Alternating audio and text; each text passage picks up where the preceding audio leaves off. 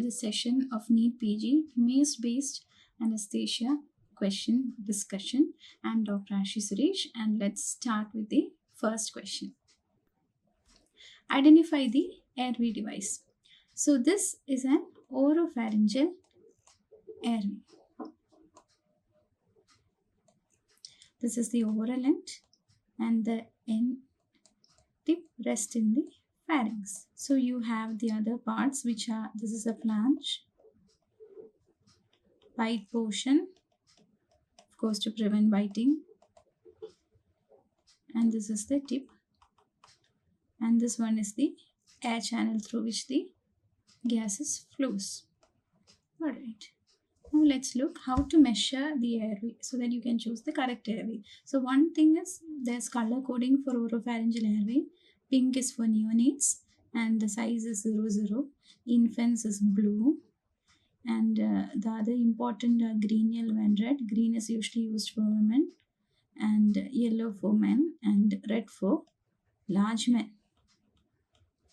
So even though we have color coding, it's important to always size the airway. So how do you do that? You measure the airway starting from the maxillary incisors, and the tip should reach the angle of mandible. The tip should not go beyond the angle of mandible. If it is going beyond the angle of mandible, the airway itself will cause upper airway obstruction. So indication is to maintain upper airway patent by preventing tongue fall. Okay, and other uses are, it may be used as to prevent biting of an oral endotracheal tube. See, along with if an ET tube is placed, right, this blue is the endotracheal tube. So to prevent the patient from biting the endotracheal tube, which is plastic, we keep the oral airway so that because of the bite portion, the patient will not be able to bite the endotracheal tube and block it. And also for better face mask fit.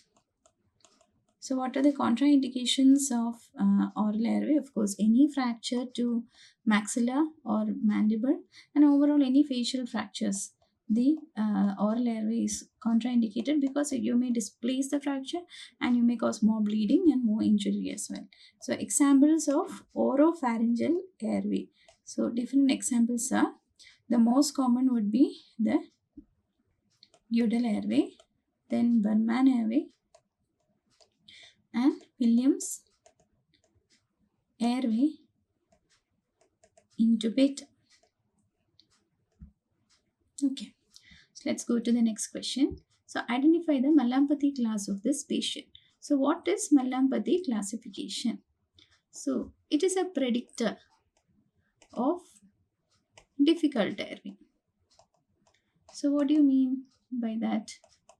So let's see. Patient is posted for surgery. He comes to pre-anesthetic clinic for checkup, right? And now, say the surgery is after 1 week.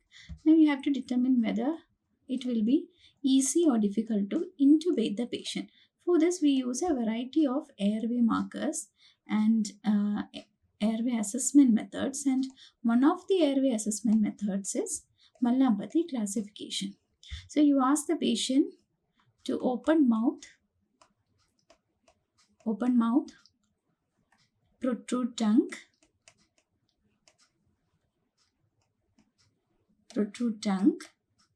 without phonation. Patient should not say ah and all. Just open mouth, protrude tongue. And depending on what all you can see when the patient protrudes the tongue, the patient's airway is graded. So let's see. If you can see the anterior and posterior tonsillar pillars, uvula with the tip, soft palate, hard palate, then and also the oral forceps, which is the space just behind the base of the tongue. Okay, so you can see palate, pillars, uvula, soft palate, and the oral forceps. Then it is class 1. So in this patient, you can see that the pillars are no longer seen. So you can see the uvula but without tip and of course soft palate and oral forces. So that's class 2. Class 3, you can see that barely uvula is seen, maybe base of uvula, and mainly the soft palate is seen. And in class 4, just the hard palate is seen, not even soft palate is seen. So there are 5 classes in the modified Mallampati grades. Class 0 means as soon as the patients open the mouth like this, you are able to see the epiglottis of the patient. Okay. And class 1, you can see pillars, uvula, soft palate and oral forces, that is pus. Class 2, you can see us, uvula without tip and oral forces. Class 3, you can just see the soft palate and maybe a base of uvula. So S mainly. And class 4, not even the soft palate. Okay, now let's go back to the question. What all you can see in this patient? You can see. Can you see the pillars? No. Can you see the, so 0, 1, 2, 3, 4. Epiglottis is not seen. Then you have 1 is pus and oral forces. Us is 2, 3 is est, and 4 is not even soft palate. So you cannot see the epiglottis, you cannot see the pillars in this patient, but yes, you can see the uvula as well as the soft palate. So this patient is Mallampati class 2. Alright, important thing is that class 3 and 4 Mallampati has classified as difficult intubation. So now itself you know that it's a predictor that it will be difficult to intubate the patient, and also maybe to an extent to mask ventilation would be difficult in this patient. So all in all, these patients are classified as difficult airway. So next question, identify this equipment. So you can see that this is a vaporizer. So what does a vaporizer do? Vaporizer helps to vaporize our inhalational agents. Inhalational agents.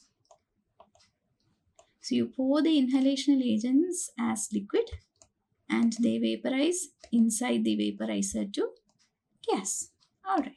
So which are the inhalational agents? Common ones: halothane, isoflurane, enflurane, sevoflurane and desflurane are the important ones.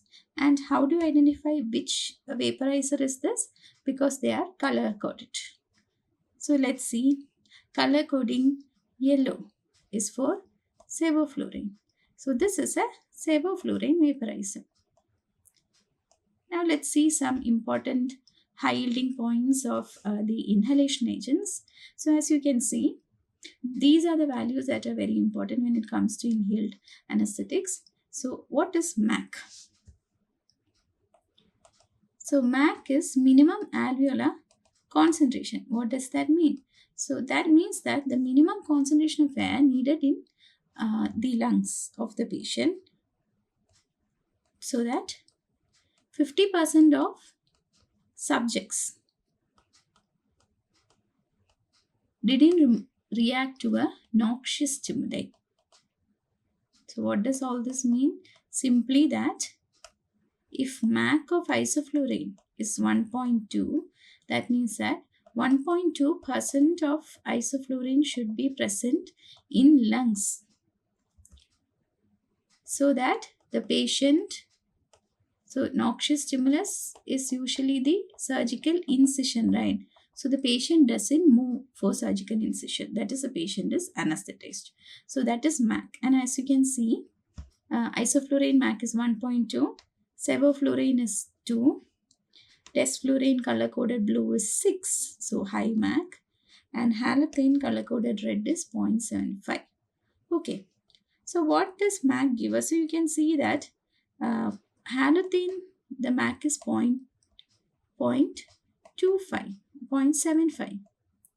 So that means that only 0.75% of halothane need to be there in the lungs to get the patient under inhaled anesthesia. So that means that halothane is highly potent because only some amount is needed, right? So MAC is inversely proportional to potency. And important MCQs, amongst all the inhalation agents, most potent. That means that with the lowest MAC. With the lowest MAC of 0.16 is methoxyflurane and least potent. The MAC of 104 is nitrous oxide. Okay, now coming to another one, blood gas partition coefficient. So what is blood gas partition coefficient? That directly denotes solubility of the agent, solubility. So high blood gas partition coefficient means that they are highly soluble. So it's going to take a lot of time for the blood to be saturated with this inhaled agent. So what happens? There will be long time for the patient to undergo induction or to be under the inhaled anesthetic. So high blood gas partition coefficient means delayed induction. High solubility, delayed induction. Whereas low blood gas partition coefficient means they are least soluble. So faster induction. Faster induction means faster recovery. So in clinical terms, surgery is over and the least soluble is actually xenon. And the most soluble is methoxyflurane. Okay. So what does this mean? So when you give xenon anesthesia to a patient and surgery is over, right? As soon as you cut the vaporizer or cut the gas, cut the xenon, the patient wakes up in a few minutes. Whereas methoxyflurane will take a lot of time for the patient to get back from the anesthesia or recover from the anesthesia. Okay. So high blood gas partition coefficient directly proportional to solubility and inversely proportional to the rate of recovery. All right. Now when we look at the table, the important thing you can see is that desflurane, in this table at least, desflurane is 0.45. So it has faster induction and recovery. Whereas you can see halothane blood gas partition coefficient is 2.5. So that means that slow induction and slow recovery. All right. Now moving on to the next question. Identify the procedure. So here you can see that in this procedure, somebody is pressing the patient's cricoid cartilage posteriorly so that against the vertebral column so that the esophagus is closed. So why do you need to close the esophagus? This is to prevent regurgitation of gastric contents. Why do you want to prevent regurgitation of gastric contents? Because they are acidic. So in which patient are you expecting regurgitation of gastric content? Acidic gastric content into lungs? Full stomach patients. And what happens if acidic gastric contents goes to the lung? Chemical pneumonitis called as Mendelssohn syndrome. All right.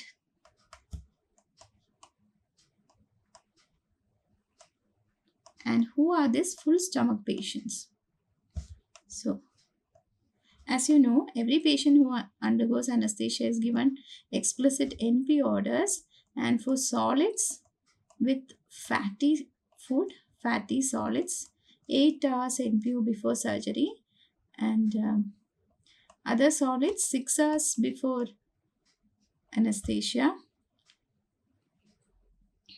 Breast milk 4 hours NPO, and clear fluids like water 2 hours NPO. Okay. So if this NPO guidelines are not followed, they are taken as full stomach. And other patients who are taken as full stomach patients are those who have increased intra-abdominal pressure or increased intracranial pressure. So all the EDH patients, etc. And increased intra-abdominal pressure, main full stomach patient that we know are all pregnant patients are taken as full stomach. And also anyone with intra-abdominal tumors or other mass. and ascites. So all these patients are taken as full stomach patients. So in full stomach patients, because of the increased intra-abdominal pressure or the NPO status, they have every chance of the acidic contents going into stomach. And with this procedure, what you're doing is closing the esophageal opening so that while doing intubation, the stomach contents does not regurgitate into the trachea and lungs and cause aspiration pneumonia. This is called as the Sellick's maneuver and is a part of rapid sequence induction, which is again performed in full stomach patient. Induction and intubation. Alright. Now identify this equipment. So this is a spinal needle used in anesthesia. Let's see the parts. So you have the needle and this orange one. If you take it out, that is the stillet. So needle has a drug hub for you to give the drug, and then the beveled or cutting tip, and this is the needle proper or the sheath. Okay, and then this is the needle and needle hub. Okay, now, so how do you differentiate between a spinal and epidural needle? So in epidural needle, you can see that the needle is marked in every 1 centimeter. You can see markings, and also there are wings or flanges for the anesthetist to hold the needle.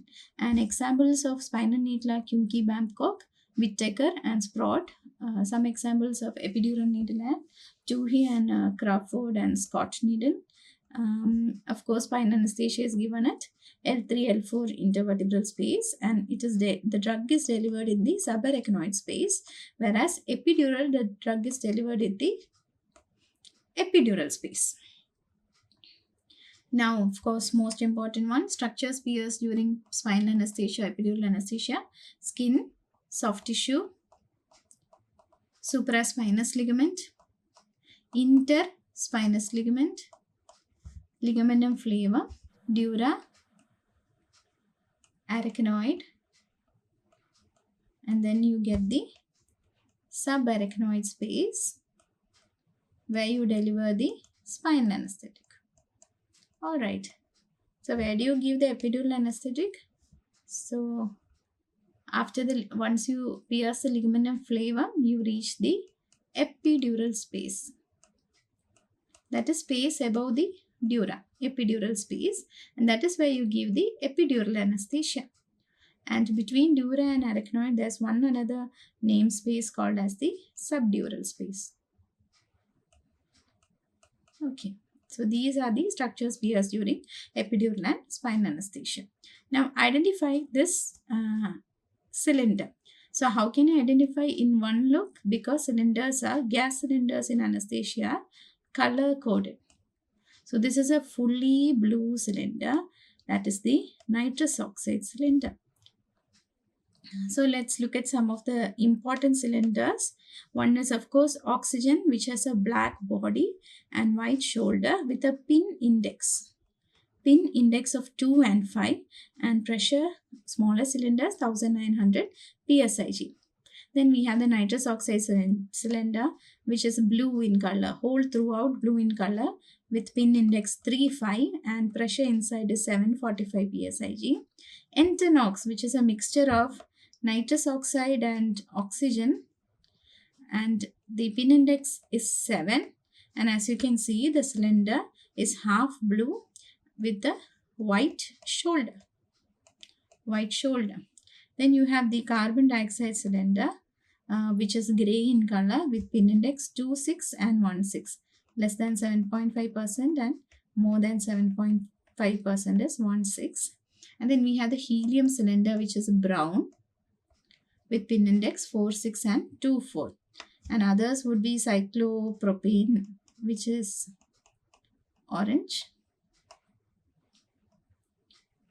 Okay, so all cylinders are made up of molybdenum steel, and cylinders for MRI are made up of aluminum. Next question. A 50-year-old male patient falls unconscious in the ward. Unconscious. On examination, pulse is not felt. No pulse. And the ECG findings are given below. What is the next step of management of this patient? So even before the ECG findings are given, no pulse means you have to immediately revert to which algorithm? Basic life support and adult cardiac arrest, advanced cardiac arrest algorithm. Okay. So as you can see, what is given is a wide QRS complex, wide complex tachycardia without pulse. And this one is a monomorphic because all the QRS complex look the same, right? Monomorphic ventricular tachycardia. Without pulse means you go for ACLS algorithm. So the question is management, next step in management. So you can see this is the chain of survival. An adult in hospital cardiac arrest, like this patient in the ward, means the first chain of response would be activation of emergency response. And in the hospital, it is called code blue.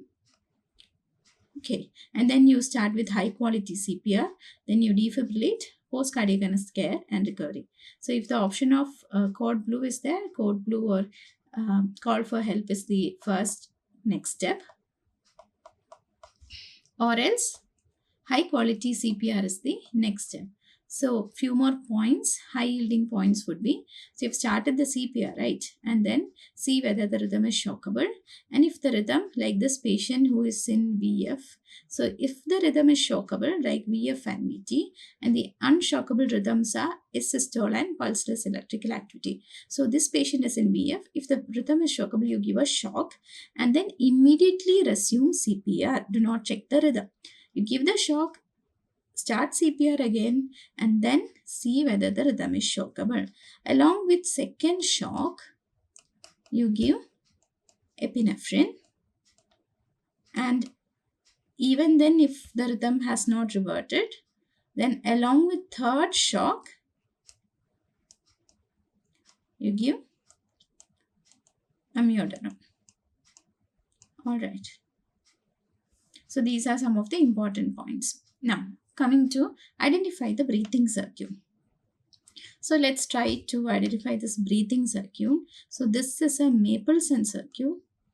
And which of the Mapleson circuits from A to F are there? So you can see there's a bag. This is the reservoir bag. And then you have the APL valve here after the bag.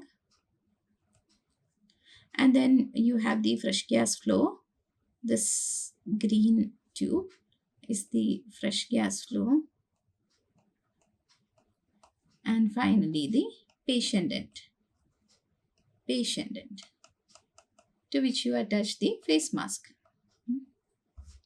Okay, bag, APL valve, fresh gas flow, patient end. So let's see. Bag, APL valve, fresh gas flow, patient end. In that order is Mapleson D circuit or Bain circuit. So how do you identify the circuits?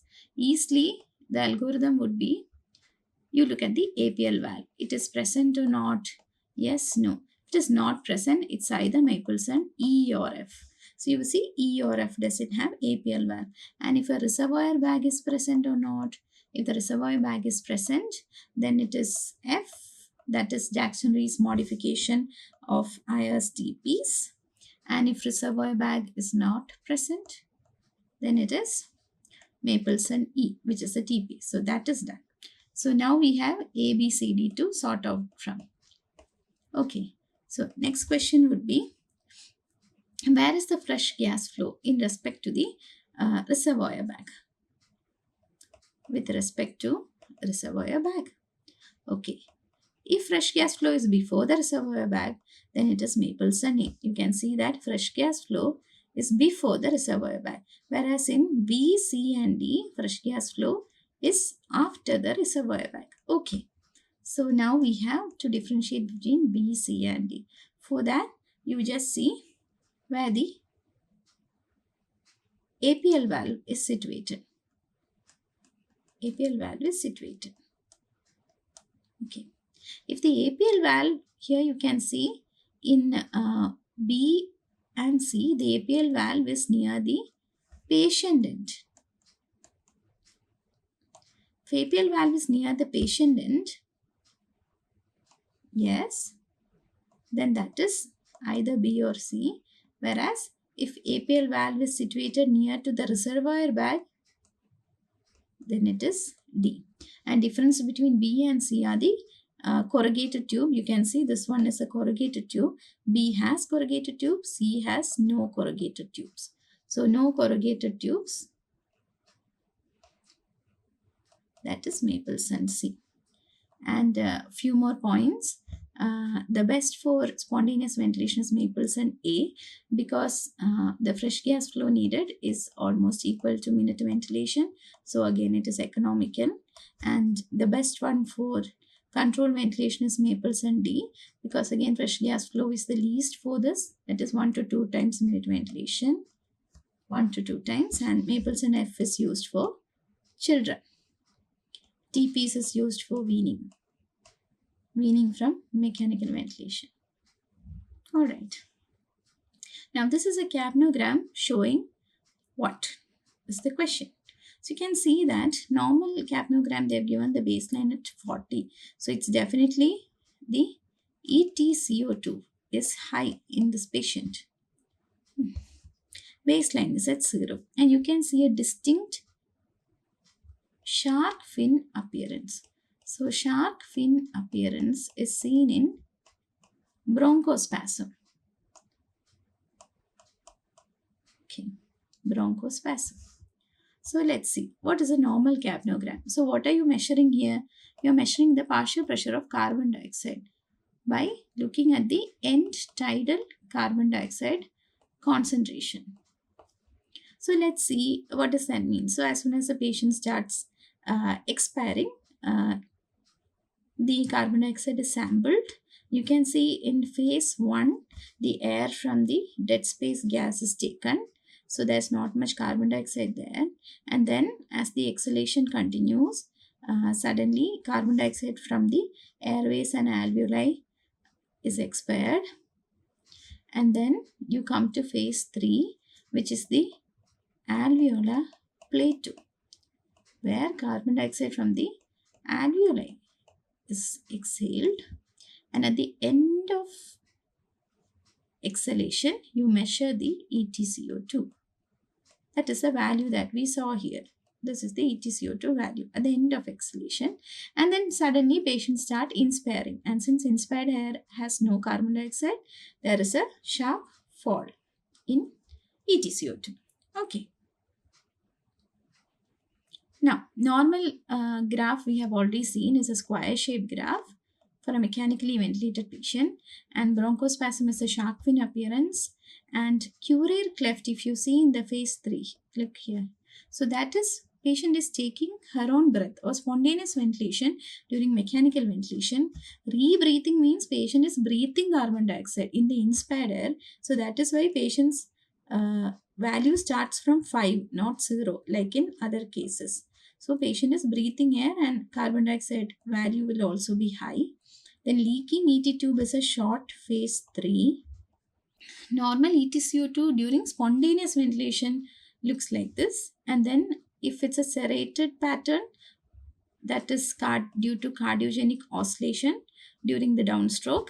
And if it is esophageal intubation, of course, if ET tube goes into the esophagus, that means that there's no exhaled carbon dioxide to detect. So the EtCO2 drops to 0.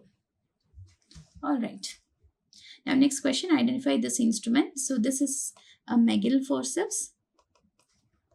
So a Magill forceps, which is used for, so you can see that there's a preformed curve. So what happens is when you use it, because of the curve, better visualization of the field, that is inside the oral cavity. So you do a direct laryngoscopy and you use the Magill forceps to see inside the oral cavity and manipulate whatever you want to do. So the uses are nasal intubation. So you intubate through the nose and use the Magill forceps to guide the ET tube into the trachea.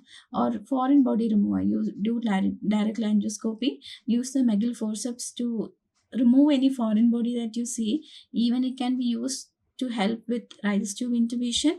Again, this is a atraumatic end, so you won't be damaging the tube or rise tube. And of course, to keep pharyngeal packs in case of bleeding. So these are the uses of Magill forceps. So look for this preformed curve and atraumatic grasp. So identify, so this is a supraglottic airway device. And this particular device is called as the laryngeal mask airway. So let's see the part. Laryngeal mask airway has an inflatable cuff, which is a silicone mask, and you have the pilot balloon, and then you have the connector and the airway tube. So this is a first generation LMA classic, which is given here. How do you know? Because in the second generation, you have a gastric drainage tube. So this one is a second generation LMA called as LMA ProSeal. You can see two tubes are there now. And this one is called as the gastric drainage tube.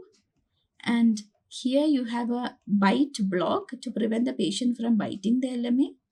Then you can see the gastric drainage tube helps to drain gastric contents. And then you have the pilot balloon. Okay, again the cuff is the same, silicone inflatable cuff. Whereas how do you differentiate between ProSeal, which is a second generation, and iGel, which is also a second generation? So here iGel, you can see it has no cuff. So how do you get a seal? So seal you get because of the thermoplastic elastomer, which is this green material which actually molds to the airway of the patient, and you get the seal. So you can see again, this is the airway tube, and here you have the gastric drainage channel and the integrated bite block. All right, these are the three main LMAs. Which maneuver is performed here? So you can see that somebody is tilting the head and with the other hand trying to lift the jaw forward. So maneuver performed is head tilt with the one hand palm and chin lift. So this is usually performed to open up the airway during emergency. And let's see how it is performed. The head tilt we have already told, and another procedure performed is a jaw thrust. So if you suspect any cervical spine injury, then you go for jaw thrust, because head tilt might cause further cervical spine injury. So in jaw thrust, you hold both angle of mandible with two hands and then pull the jaw forward without tilting the head. So both these maneuvers are used to pull the tongue away from the posterior pharynx and open up the upper airway. Okay. In emergencies. Now identify. So this mask is a Venturi mask. So this is a Venturi device in the mask. These are other color-coded devices. So what is a Venturi mask? Venturi mask means that it is not dependent on the patient's effort. Even if the patient is unconscious and you're keeping a Venturi mask in emergency, means that if you keep a green Venturi mask, patient will get 60% FiO2 in the inspired air. Right? If you keep a flow of oxygen at 12 to 15 liter per minute. So that is a fixed performance. Whatever the patient's breathing and efforts are, he will get 60% if you keep a green. So this is color coded. With blue, you will get 24% or 0.24 FiO2 if you keep an inlet oxygen flow of 4. And it works on the Bernoulli's principle. So Venturi mask works on the Bernoulli's principle. Alright, so identify this endotracheal tube. So you can see this endotracheal tube has a preformed curve. Okay, and this one is called as the ring Adair Elvin tube. So what is it used for? So this is used so that once you intubate, you can keep the machine away from the patient's head. So this is a South Pole RAE tube, and that is used to keep the machine away from the head end of the patient so that surgeon can operate at the head end. Okay, and this is a nasal intubation array, that is a north pole tube. So you can see again there's a preformed curve, right, to perform oral surgeries. Now the tube is going through the nasal route and the machine can be kept away from the surgeon's field because of the preformed bend. Alright. Now, train of force stimulation of a patient under general anesthesia is given below. Which drug was given to the patient? So, train of force stimulation is a part of neuromuscular monitoring in anesthesia. So, where a 2-heart stimulus is given 4 times to the patient and the response is seen. So, how do you give the stimulus? How do you see the response? You give the stimulus at the ulnar nerve by attaching 2 electrodes. And the response is you look at the adductor pollicis, that is adduction of the thumb. Thumb adduction is the response. Right. So, you give 4 stimulus and you look at the 4 responses. So, you can see 4 stimulus was given. In this question, 4 stimulus was given and you can see that the responses are, the first response is higher than the fourth one or more amplitude for the first T1 response compared to the T4 response, right? So this kind of a fade in response, which with each subsequent stimulus is seen with non-depolarizing muscle relaxant. So which are the non-depolarizing muscle relaxants? Example, vecuronium, rocuronium, pancuronium, mivacurium, atracurium, etc. So with non-depolarizing muscle relaxants, you will see a fade phenomenon, whereas with depolarizing muscle relaxant, which is succinylcholine. What happens if you give succinylcholine instead? You can see all 4 responses are the same, but the amplitude is decreased. Right, and from the normal response, the amplitude is decreased. So, no fade phenomenon with succinylcholine phase 1 block. Okay, whereas when there is phase 2 block of succinylcholine, again will lead to fade phenomenon. Alright. Coming to the question, which drug was given here? Succinylcholine, no, because there's a fade response. Thiopenone sodium is a intravenous anesthetic, not a muscle relaxant. Of course, vecuronium is the non-depolarizing muscle relaxant, which is given here, which is responsible for fade. Atropine is an anticholinergic agent. Again, not involved here. Now, identify this equipment. This is a flexible fiberoptic bronchoscope. Fiberoptic bronchoscope. So the uses are for indirect laryngoscopy. When you have a difficult airway, you can introduce the fiberoptic bronchoscope and slide the endotracheal tube over it to secure a successful airway.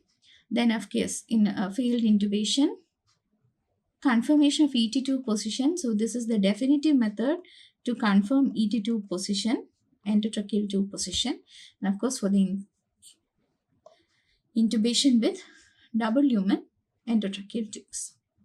Now identify the monitoring technique used. You can see that 1, 2, 3, 4. 4 electrodes are placed at the forehead of the patient. Okay, and these electrodes monitor the EEG, and we get a value from the EEG in this particular technique called as the bispectral index, which helps us to determine the depth of anesthesia, how deep the patient is. Is the anesthetic the intravenous anesthetic agent? It's only for intravenous. Is the intravenous anesthetic agent that we give, is it enough for the patient? So how do we know? We get a BIS value in the monitor. So say BIS value shows 60. So BIS value of 40 to 60 is the ideal for surgical anesthesia. And if you are just giving sedation for the patient for a small procedure, then BIS value should be between 60 to 80 for light sedation. All right. So anything less than, if the patient is under surgical anesthesia and you see that, say undergoing lab chole, you see that the BIS is 80. That means that you have to deepen the plane. So can you deepen the plane by giving, in this case, more intravenous anesthetic agent you might have to give to deepen the plane of the anesthesia. So that patient remains in surgical anesthesia. And the drugs exceptions to BIS. These drugs you cannot monitor with BIS, which are ketamine, nitrous, and dexmedetomidine. Okay. Now, a 60-year-old male patient presented with sudden onset of breathlessness and coughing. So, sudden onset of breathlessness and coughing above frothy sputum. Chest X-ray shows. So, you can see that the whole lungs is involved. Okay. And then you can see the bat wing appearance in this. Right. Like a bat wing. So bat wing appearance, and of course the clinical clue, which is the frothy, pink frothy sputum. It is pulmonary edema. Bilateral. So let's see what happened here. Like bilateral pulmonary edema. What happened? So you have the bat wing appearance. As we have already seen, the bat wing appearance. And usually the upper lobar veins are not seen. Here you can even see the upper lobar veins. And then you have the horizontal curly B lines. If you look closely, you can see these horizontal lines, right?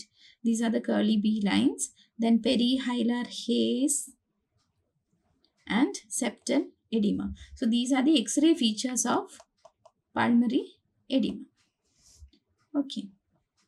Now, 40-year-old female hyperthyroid patient presents with palpitation and dizziness. So, palpitations usually points to tachycardia and dizziness. What's the diagnosis? Again, hyperthyroid. So, all these together, along with, you can see the RR intervals are variable.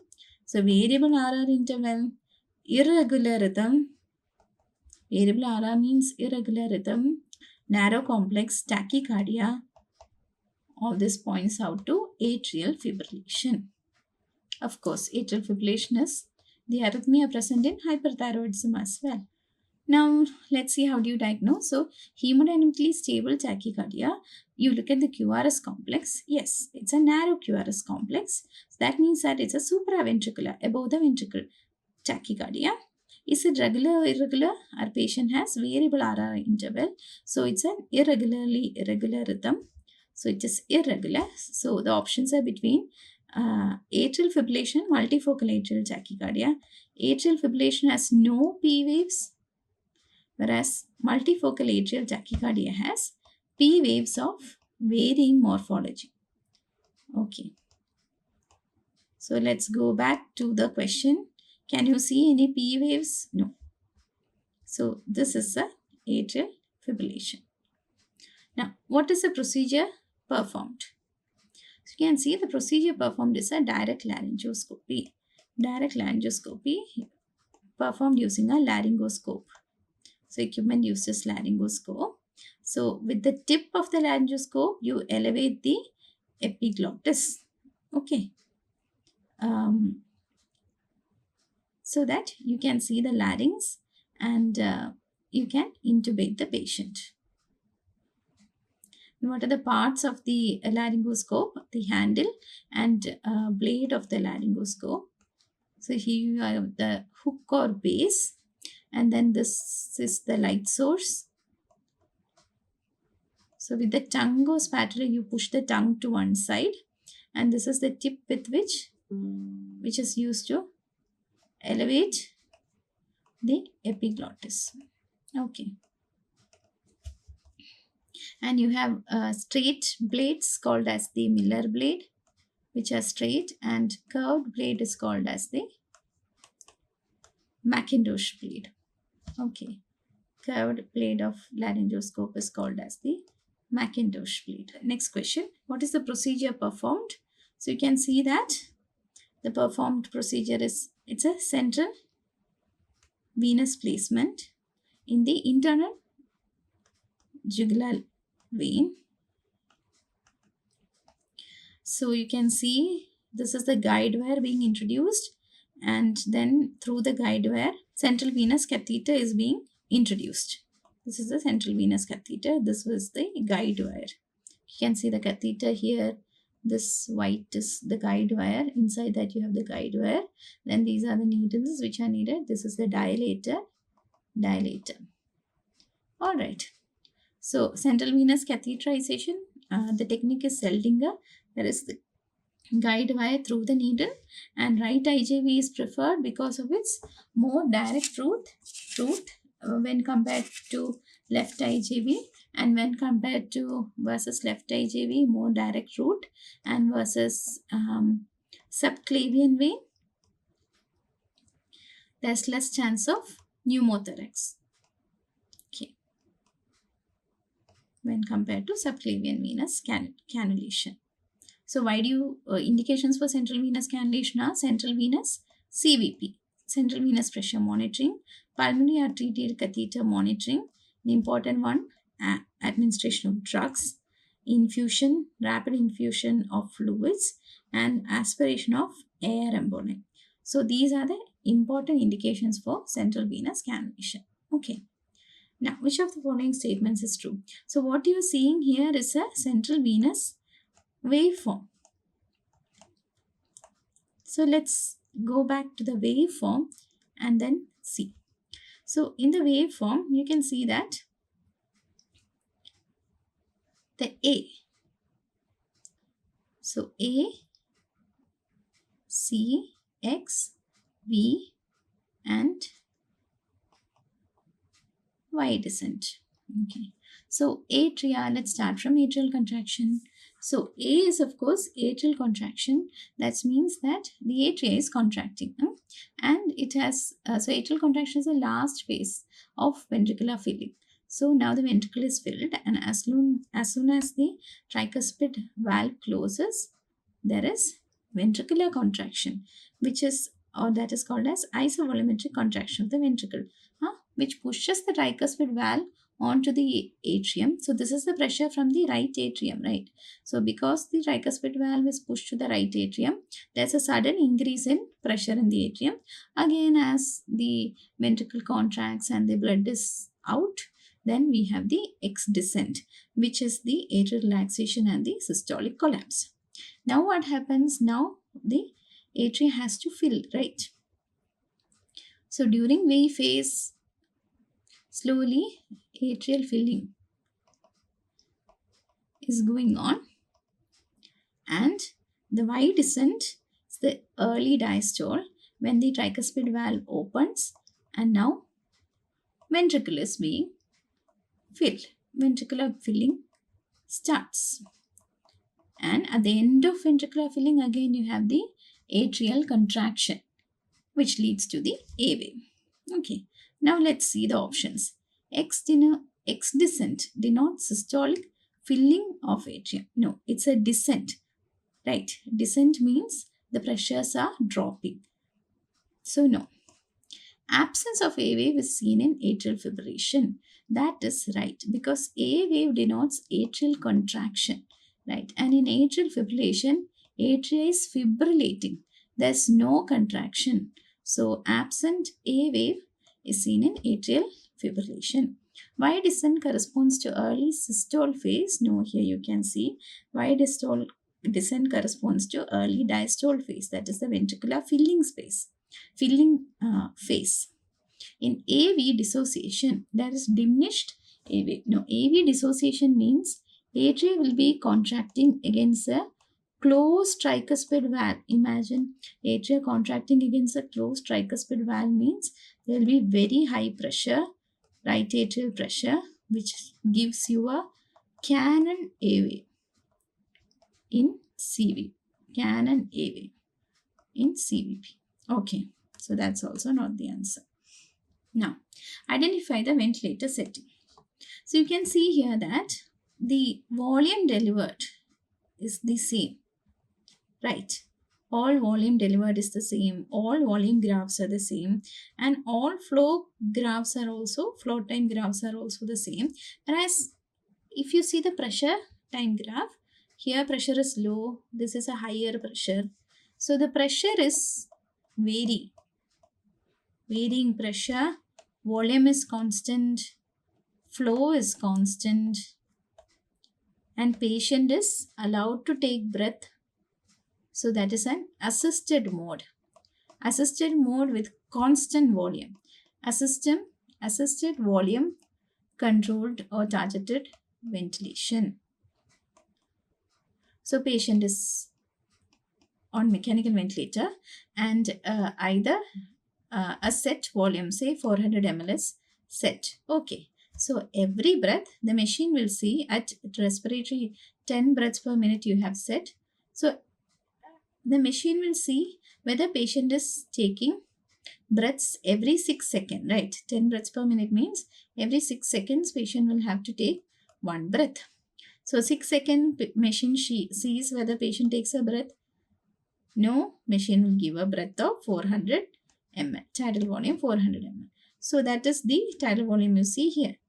And then suddenly the patient initiates a breath. And if patient initiates a breath, then the machine will give one more. So initiates a breath means a negative pressure is there. So machine will give one more breath of 400 ml because 400 ml is the set volume.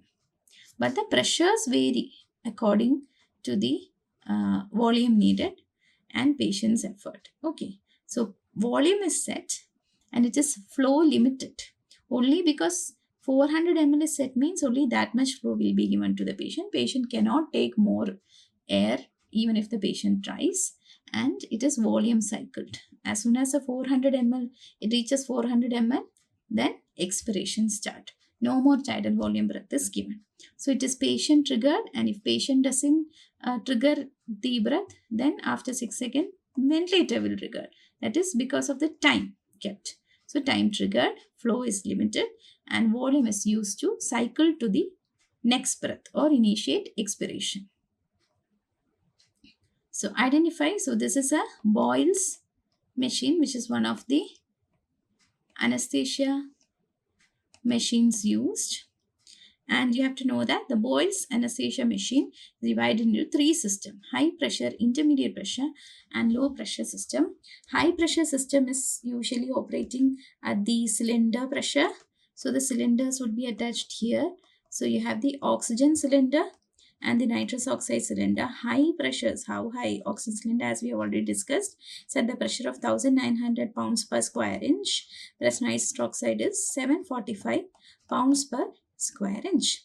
Another high pressure system components are hanger yoke assembly used to assemble the cylinder pressure gauge, which gives the Bordens gauge, which gives the pressure reading, and a pressure reducing device.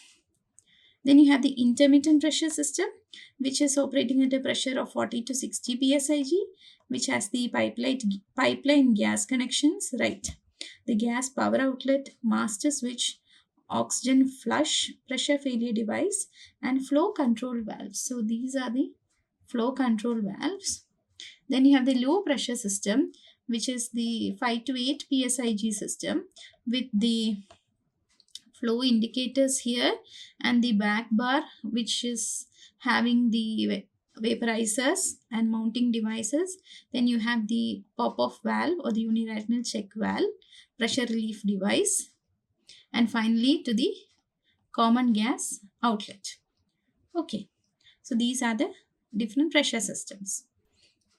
Now, a 37-year-old male patient is under general anesthesia for laparoscopic cholecystectomy. He is intubated with cuffed endotracheal tube size 8. SpO2 suddenly drops from 100 to 90 to 85, and with a sharp drop in EtCO2 with a peak airway pressure 40. So high peak airway pressure. There are no breath sounds heard on auscultation. And given below is the endotracheal tube of the patient. So you can see that this endotracheal tube itself, it's not transparent, right? That means that it is blocked with secretions or something else, mucus plug, anything. So it's a blocked endotracheal tube. So what does all these mean? So the endotracheal tube is blocked. right? And now the ventilator is trying to give the patient his tidal volume breath, but ventilator is not able to give that breath, and ventilator tries to give it with a high pressure. So that is reflected as the high peak airway pressure, because ventilator is not able to deliver the volume that we have set. Now, whatever the ventilator does, because the patient's tube is blocked, is not able to ventilate. So no ventilation means two things: no oxygenation, no carbon dioxide removal.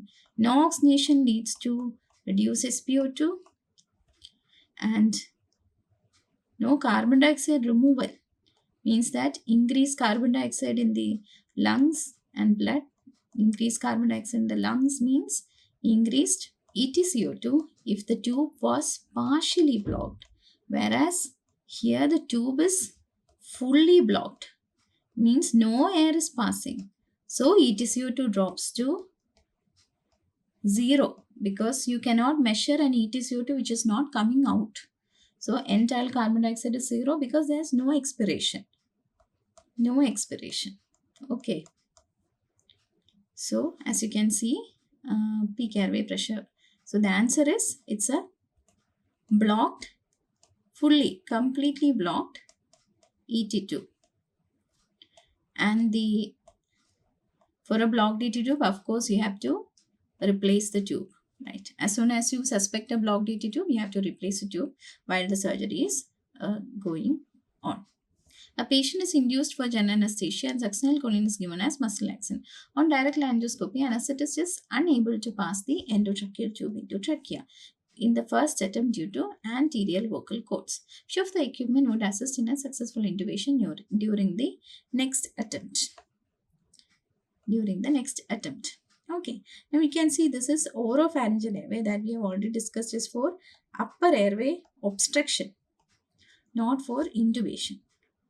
At least the Guedel airway which is shown is not there for intubation. Then you have the nasopharyngeal airway, again for upper airway obstruction, and this is a Riles tube or the nasogastric tube, nothing related to intubation. And this particular equipment is called as the gum elastic bougie, or now this one is not gum elastic, this is a bougie. Okay. So what is a bougie? Ishman tracheal introducer or intubating catheter or bougie. Okay, you can see that if you cannot see the patient's vocal cords or their anterior, means that you can see the bougie has a tip which is bent, a bent tip. So that helps to guide the ET tube into the vocal cord, even if the vocal cord is anterior. So what you do is, you do direct laryngoscopy and you first introduce the bougie and then you railroad the ET endotracheal tube over the bougie. As soon as the tip has passed beyond the vocal cords, you put the ET tube over the bougie and slide it into place. So it helps in such cases for a successful intubation. Now identify this device. So this is a self-inflating manual resuscitator or an ambu bag.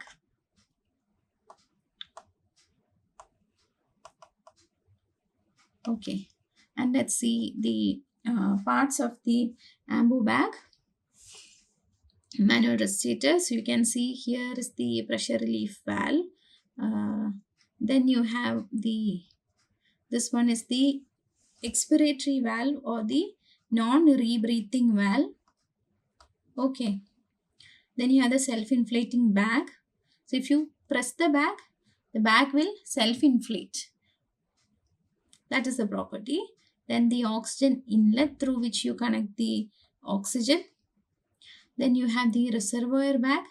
And here you have again a one-way valve for air inlet.